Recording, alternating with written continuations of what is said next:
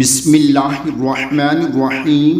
नबी करीम सल्लल्लाहु अलैहि वसल्लम ने फरमाया कि जिस शख्स को कोई फ़िक्र, गम, बीमारी, सख्त हालात, ज़िल्लत या रोज़ी की तंगी लाहक हो और वो ये कहे अल्लाह ताला इससे इन परेशानियों को दूर कर देती हैं।